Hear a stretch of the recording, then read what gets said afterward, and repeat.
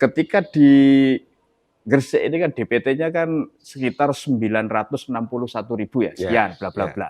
Nah, berapa ini syarat agar orang yang merasa tokoh punya kemampuan ya ikut membangun Gresik 5 tahun ke depan dan maju lewat jalur perseorangan ini dia harus punya dukungan berapa ini Mas Roni? Syarat minimal dukungan itu 72.150. 72.150 dukungan dari warga Gresik yang itu yang sudah terverifikasi ya, artinya kan tidak double atau macam-macam itu ya Mas ya. Betul. Kalau menurut Mas Roni ini, apa sih tahapan pilkada yang paling krusial dan harus betul-betul dikawal berdasarkan evaluasi dari penyelenggaraan pilkada sebelumnya di Gresik ini? Kalau saya tadi kan berpendapat bahwa salah satu yang menyebabkan tingkat partisipasi tinggi itu adalah DPT yang clear dan clean. Ya. Maka itu adalah tahapan krusial pertama untuk menyusun DPT yang betul-betul akurat, mutakhir dan akuntabel.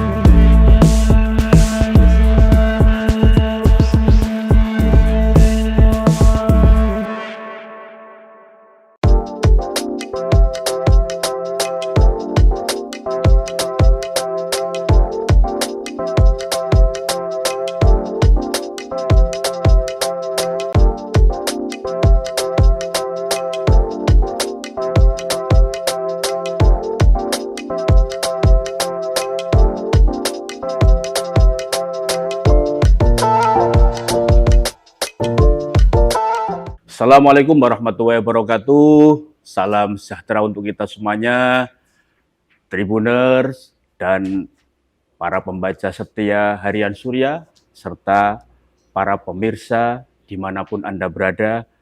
Bertemu lagi dengan saya, Mujib Anwar, penanggung jawab tribunjatim.com dalam acara Tribun Series Mata Lokal Memilih.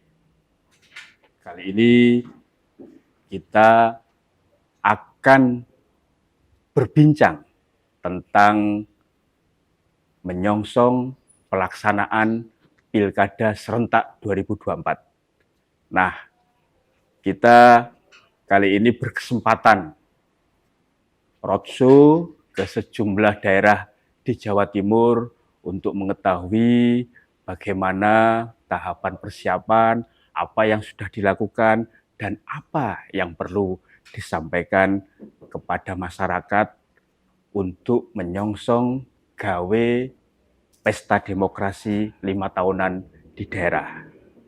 Untuk itu kita akan berbincang lebih banyak tentang persiapan pilkada serentak yang ada di Kabupaten Gresik, Jawa Timur. Nah, sudah bersama kita Ketua KPU Kabupaten Gresik, Bapak Ahmad Roni, yang akrab disapa Mas Roni. Assalamualaikum Mas Roni. Waalaikumsalam warahmatullahi wabarakatuh. Gimana kabarnya Mas? Alhamdulillah baik Mas. Seger sekali nih. Sudah tidak puasa. Tidak puasa ya, meskipun sekarang hari Kamis ya. Kamis. Ya. Mas Roni, 27 November akan digelar pilkada serentak di Indonesia. Satu di antaranya adalah Gresik, dan yang salah satu kabupaten yang cukup besar dan cukup berpengaruh di Jawa Timur. Untuk menyongsong pilkada serentak tersebut, apa Mas Roni persiapan yang sudah dilakukan oleh KPU selaku penyelenggara? Serta tahapan-tahapannya saat ini sudah mulai apa ini? Silakan. Ya, terima kasih Mas Mujib. Beberapa persiapan yang sudah kita laksanakan adalah terkait dengan sumber daya kita, SDM kita, terutama di KPU Kabupaten Gresik ini dari sisi sekretariat juga sudah terpenuhi, lini-lininya sudah terisi semua. SDM kita juga sudah bagus semua. Kemudian di samping SDM yang kita siapkan juga anggaran. Anggaran kita juga sudah disiapkan oleh pemerintah daerah berdasarkan NPAD yang kita tanda tangani. Pemerintah daerah mengalokasikan untuk pelaksanaan Pilkada 2024 sebesar 65 miliar. Dan sudah juga dicairkan tahap pertama sebesar 40%, sekitar 25 miliar sudah dicairkan. Yang kedua, yang ketiga terkait dengan persiapan adalah soal aturan hukumnya.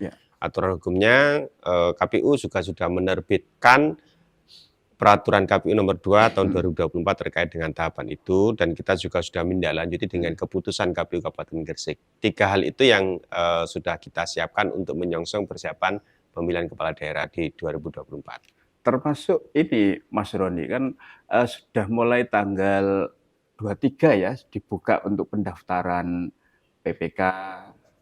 Betul.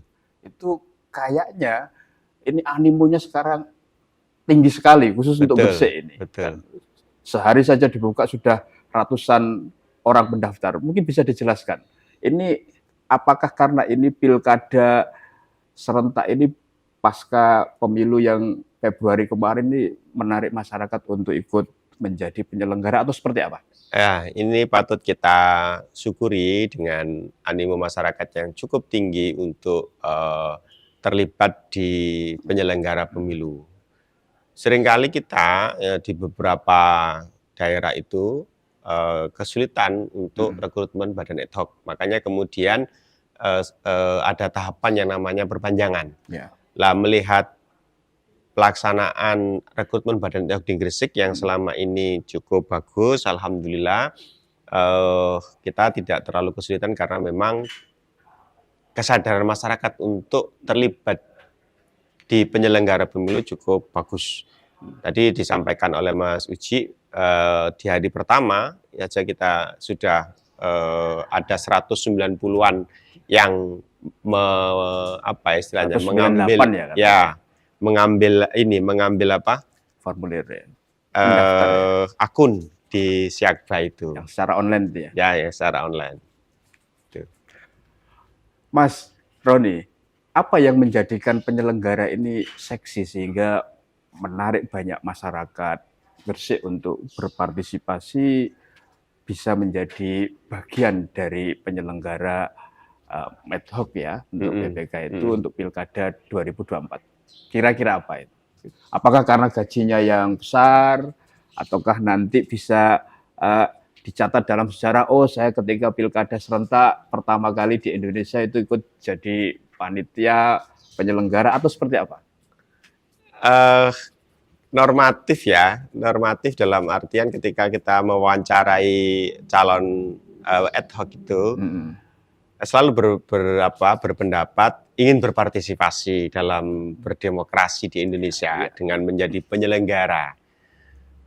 Tentu kalau misalnya ditanya apakah karena gajinya besar, honornya yang naik itu, tentu mereka tidak akan menjawab serta-merta begitu. Yang jelas memang penyelenggara sekarang itu dibandingkan dengan yang lalu itu lebih baik daripada yang lalu itu ya, karena negara juga sudah memfasilitasi dengan honor yang meskipun kalau dibandingkan dengan UMK gitu ya jauh, tetapi paling tidak negara cukup mengapresiasi dengan menaikkan honor badan ad hoc itu. Ya, Mas Roni, ini kan sudah ditunggu ya oleh masyarakat Gresik kan, apalagi tahun ini kan tahun politik. Betul. Dalam setahun digelar 2 event politik yang sangat besar, pemilu serentak dan pilkada serentak, kan, seperti itu. Nah, atas itu Gresik ini kan di Pilkada 2020 itu kan angka partisipasi pemilihnya kan paling tinggi ya. Betul. Kalau nggak salah ya, betul. di Jawa Timur. 81 sekian persen Ya, lah, seperti betul. itu. Ya. Nah, ini kan pasti di tahun 2024 ini apakah nanti bisa lebih naik lagi partisipasi pemilih atau seperti apa? Kalau menurut hemat Mas Roni. Kalau prediksi kita terkait dengan tingkat partisipasi, di 2020 waktu pilkada kita mencapai 81% lebih tingkat partisipasi dan itu tertinggi di Jawa Timur. Ya. Dan di 2024 terkait dengan pemilu 2024 itu tingkat partisipasi kita 88% lebih. Yang pemilu ya? Yang pemilu. Ini atas Pileg dan Pilpres? Ya, 88%, hampir 89% tingkat partisipasi kita. Dari situ kita optimis bahwa tingkat partisipasi kita di Pilkada 2024 juga melampaui dari yang kita capai di Pilkada 2020 itu. Saya optimis. Waktu itu lebih karena faktor apa, Mas Roni ya, tingginya partisipasi pemilih di Pilkada 2020? Karena antar daerah ini kan beda. Betul. Misalkan Sidoarjo itu cuma 61% ya, Betul. partisipasi pemilih. Lebih mungkin, lebih. Kan Sidoarjo. waktu Pilkada. Oh, Pilkada. Ya. Cuma ketika pemilu sama Pilpres sama, kan di atas ya 85 ke atas persen kan, seperti itu. Tapi pilkadanya rendah, tapi Gresik ini kan tinggi. 81% lebih kan, seperti itu. Apa ini faktornya?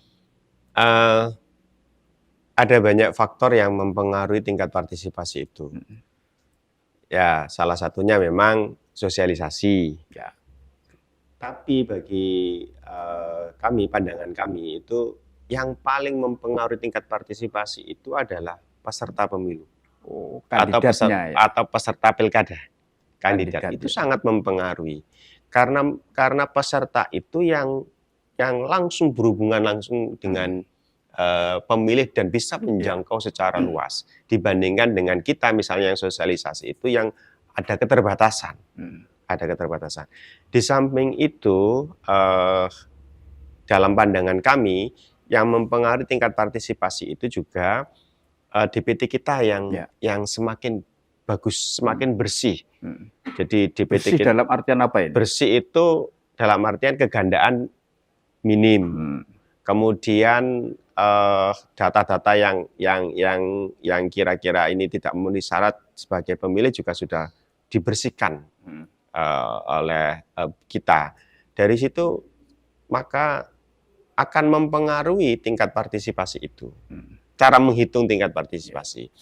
Jadi kami berpandangan bahwa kenapa di Gresik itu tingkat partisipasinya tinggi. Tentu kami akan mengapresiasi terhadap peserta kita yang cukup intens dan masif mensosialisasikan dirinya kepada pemilih. Itu yang dalam pandangan kita itu sangat efektif. Artinya faktor kandidat calon ini penting ya, untuk mendongkrak tinggi tidaknya partisipasi pemilih. Mas,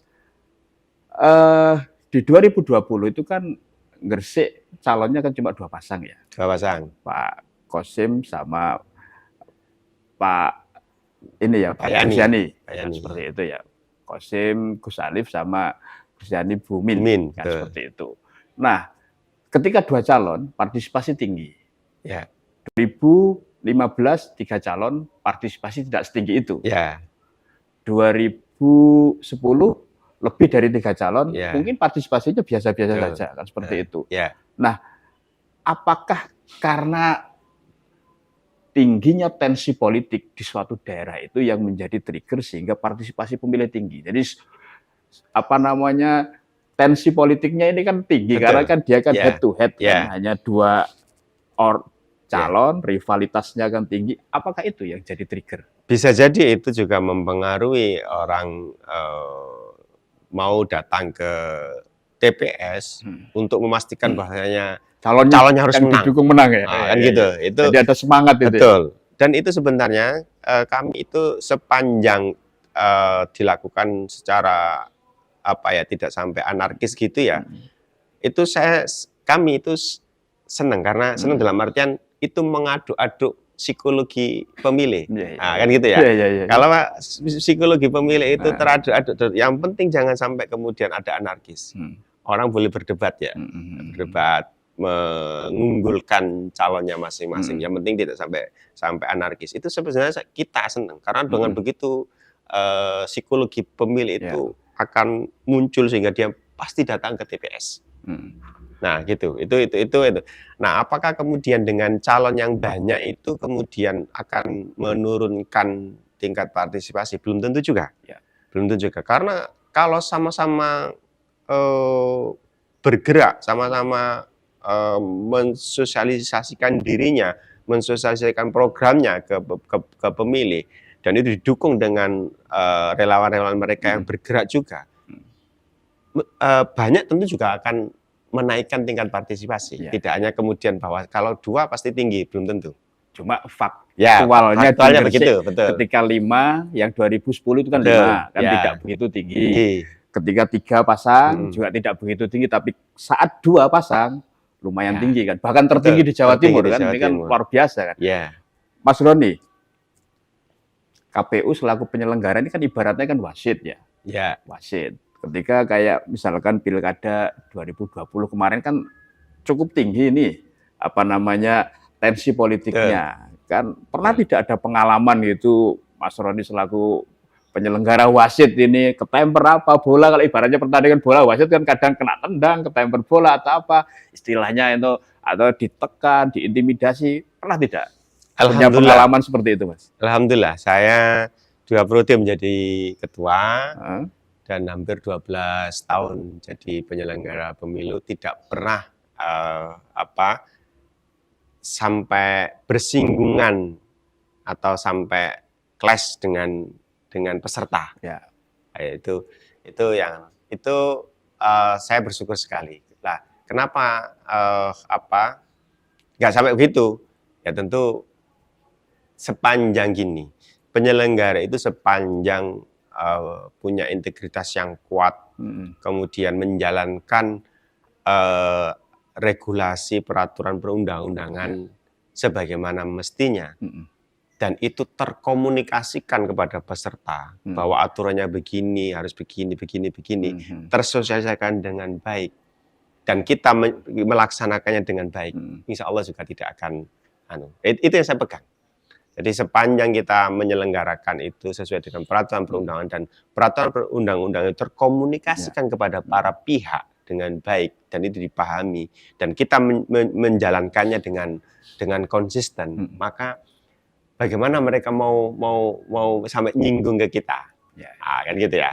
Jadi misalnya ada persoalan di bawah, kemudian dilaporkan kepada kita, ya tentu kita menghakiminya sesuai dengan peraturan perundang-undangan. Sepanjang peraturan perundang-undangan itu kita pegang, tentu kita akan diapresiasi oleh para pihak.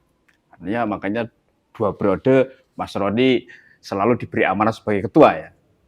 Ya, kalau ketua itu kan amanah dari teman-teman anggota. Kan kalau tidak bisa mengayomi, bisa selalu sesuai dengan aturan kan pasti juga tidak amanah itu kan bisa jadi. Alhamdulillah diberi amanah sama teman-teman dan amanah itu tentu kami akan jaga dengan baik. Mas Roni, ini kan yang ditunggu ini kan banyak tribuners di luar sana itu kan ingin tahu sebenarnya. Ini kan menjelang pilkada serentak. Apa sih syarat ini kan? Syarat untuk maju dan mencalonkan diri sebagai calon kepala daerah. Ini biar masyarakat yang ingin, yang merasa memenuhi syarat dan rukun untuk bisa maju ikut kontestasi dalam pilkada di Kabupaten Gresik ini biar tahu. Silakan, Mas. Kalau syarat itu, kalau administrasi ya sebagaimana undang-undang yang diatur dalam Undang-Undang 10 2016 itu ya. Kalau dari pandangan politik, ya syarat yang paling penting itu adalah mendapat dukungan dari partai politik yang kursinya mencapai 20% atau 25% suara sah parlemen ya, suara sah. Karena memang Kalau kursi di parlemen itu 25%.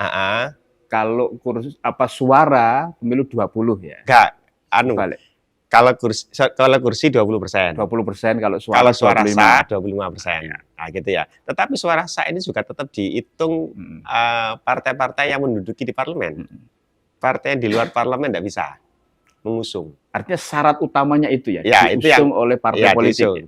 Jadi partai-partai yang partai atau gabungan partai. Partai atau gabungan partai yang memiliki kursi 20% atau suara sah 25%.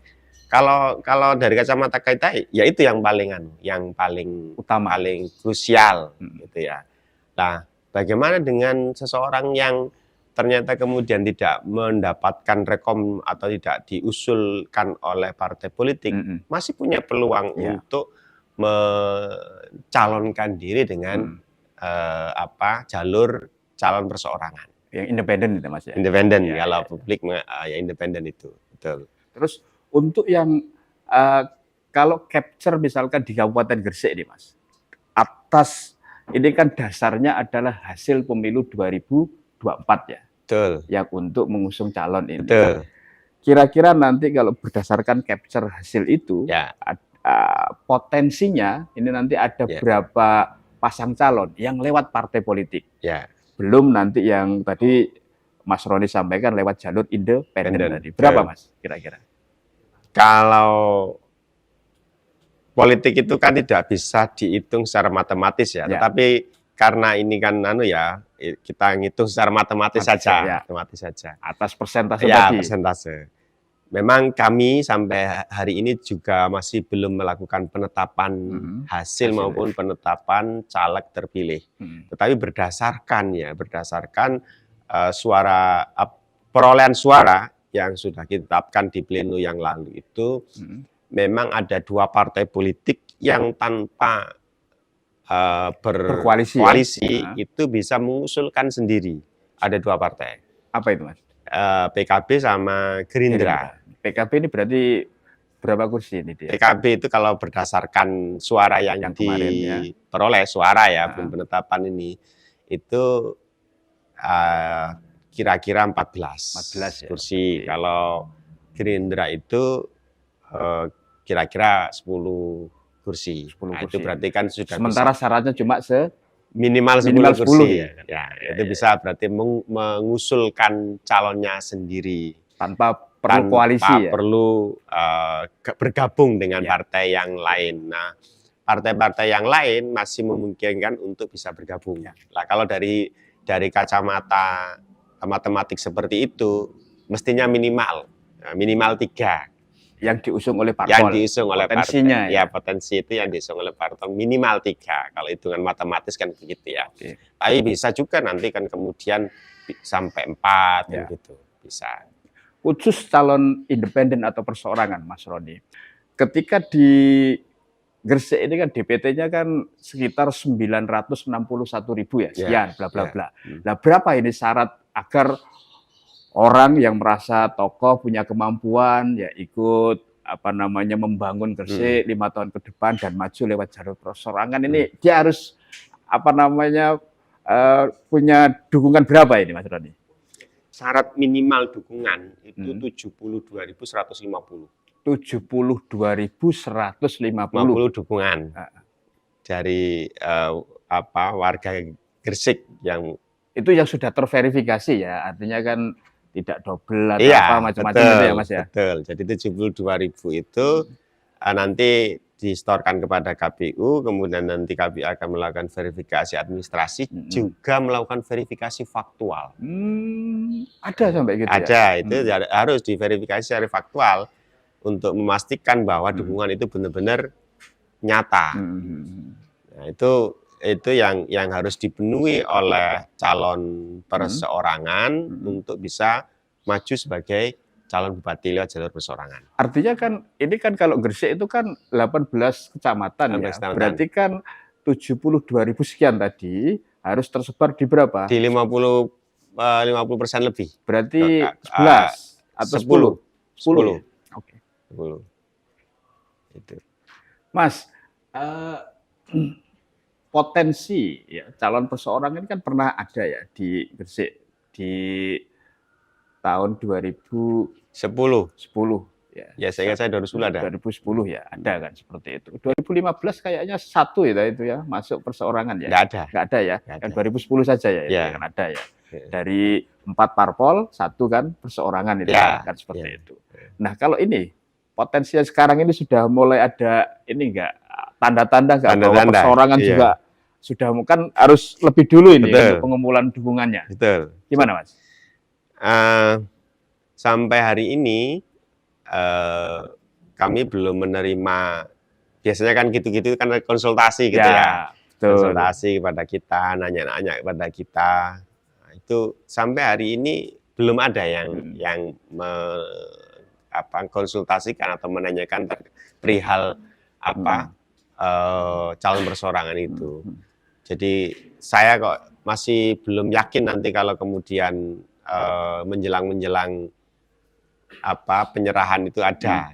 Karena 72.150 itu juga tidak kecil. Ya. Tidak kecil itu banyak itu, Pak. Paling tidak itu kan itu ya suara kalau misalnya ya suara DPR RI itu aja kemarin seseorang sudah bisa dapat satu kursi. Kalau DPRD kabupaten kota bisa sampai 5 kursi itu. Itu satu kecamatan. Diambil semua berarti.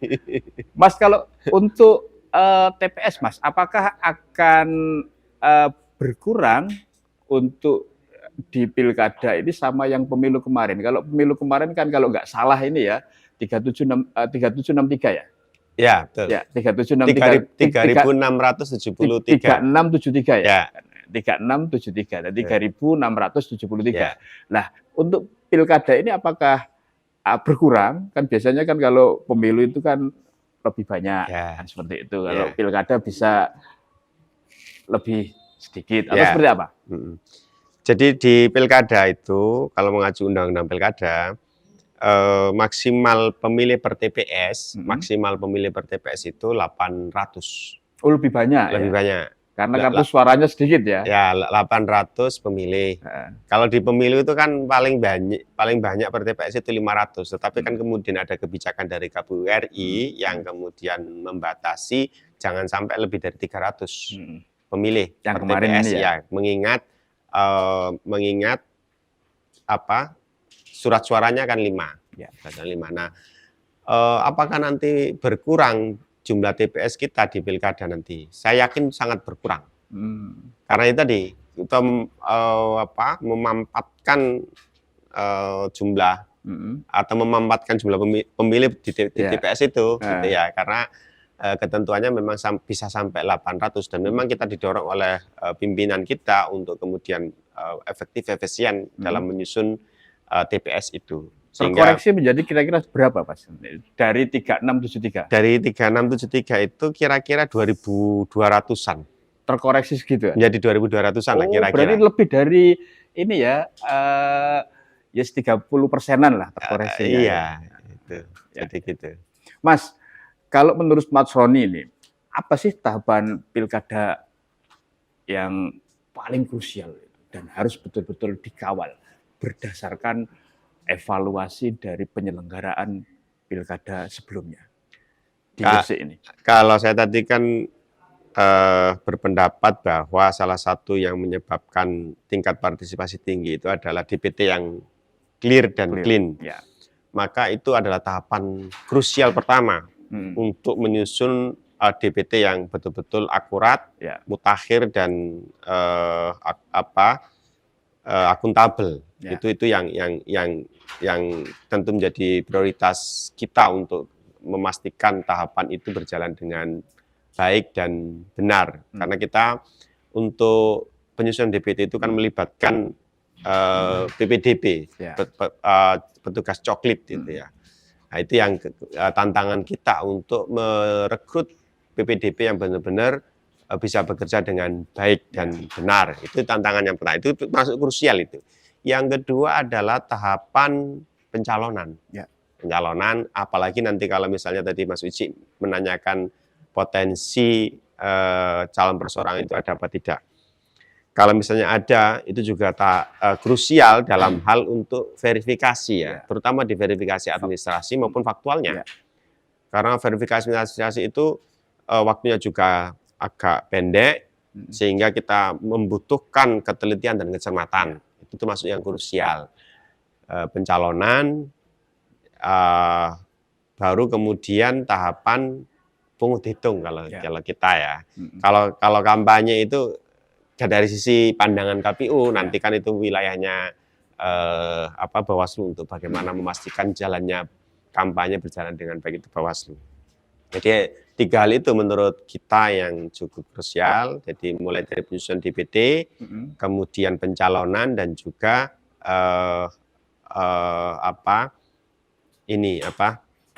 pungut hitung. Sebenarnya ada satu lagi itu distribusi logistik.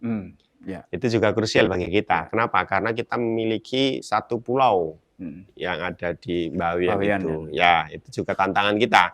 Itu cukup krusial. Tapi alhamdulillah dari sekian pemilu maupun pilkada yang kita laksanakan, kita pernah sekali sih yang waktu pilkada Pilgub itu yang sampai kita kirim pakai helikopter ya itu.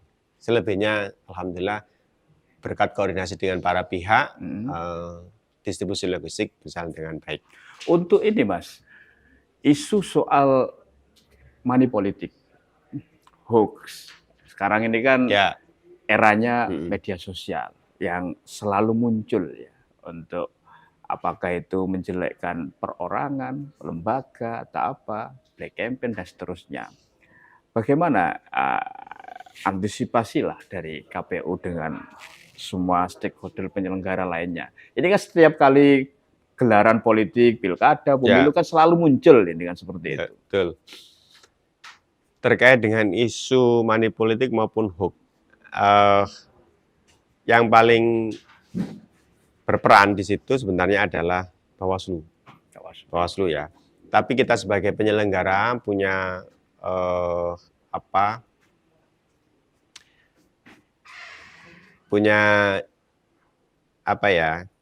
konsen juga untuk itu tidak terjadi ya. Ya akhirnya himbauan. Kita hanya bisa menghimbau terkait dengan money politik dan hoax itu. Tapi berdasarkan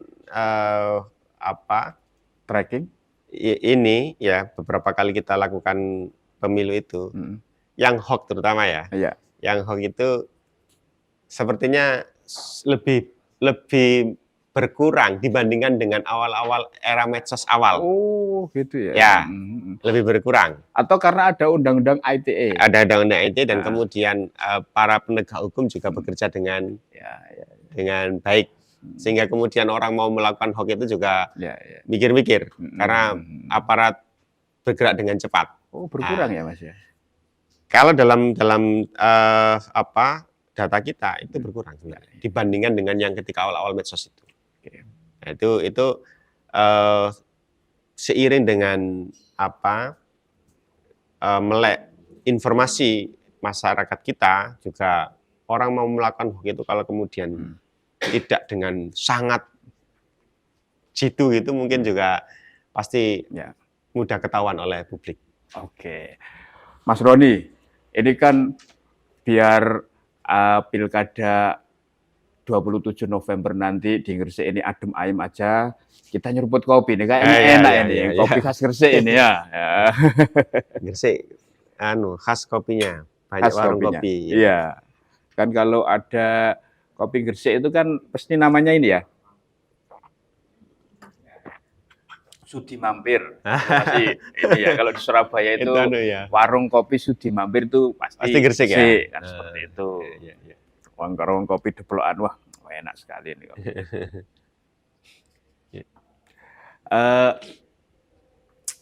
Mas Roni, ini kan Mas Roni kan sudah 2 periode ya. Sudah 2 periode. Komisioner KPU Gresik. Nah, per 13 Juni ini kan nanti sudah habis ya. Sementara ini kan nanti akan digantikan oleh para komisioner yang baru. Nah, apakah ini nanti akan mengganggu tahapan pelaksanaan pilkada di Gresik, Mas? Saya yakin tidak. Ya. Saya yakin tidak. Kenapa? KPU ini sudah sejak berdiri, ya maksudnya sejak KPU ya, 2002 ini. 2002.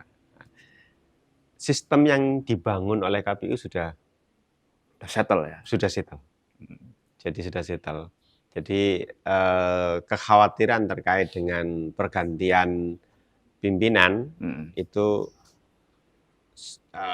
insya Allah nggak terjadi kekhawatiran itu. Karena sistem yang ada di KPU sudah tadi settle, sudah bagus. Hanya komisionernya yang ganti, Betul. tapi kan infrastruktur lainnya kan masih tetap bagus. Ini ya, seperti itu. Tidak mempengaruhi itu. Artinya siapapun yang nanti menggantikan ya tetap ini ya. Tetap tidak. Aturan main jalan. Oke. Mas Roni, terakhir ini, apa yang harus disampaikan kepada masyarakat Gresik ini untuk menyongsong gawe politik 5 tahunan pilkada di 27 November. Silakan, Mas.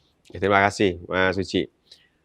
Kepada warga masyarakat Gresik dimanapun berada, tahun ini kita telah melaksanakan pemilu yang luar biasa dan terima kasih kepada warga Gresik yang berpartisipasi mensukseskan pemilu 2024 dan alhamdulillah pemilu dapat berjalan dengan baik, lancar, aman, kondusif dan kita sukses menyelenggarakan sehingga tingkat partisipasi kita juga tinggi mencapai 88% lebih.